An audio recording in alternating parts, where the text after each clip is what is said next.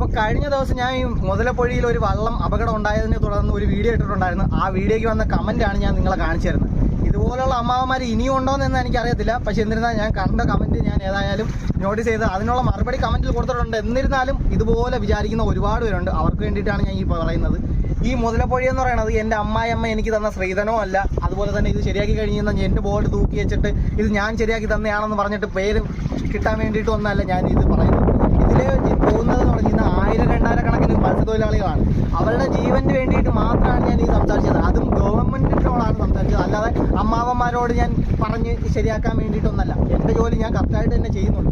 ഈ പറയണ സംഭവം ഉണ്ടല്ലോ, ഈ മുതലപ്പൊഴി എന്ന് പറയുന്ന ഹാർബറിൽ ടെൻഡറിന് കൊടുത്തിട്ട് 1 കോടി കണക്കിനാണ് ഓരോ വർഷം വെച്ച് വാങ്ങിച്ചുകൊണ്ടിരിക്കുന്നത് ഈ പഞ്ചായത്തൊക്കെ.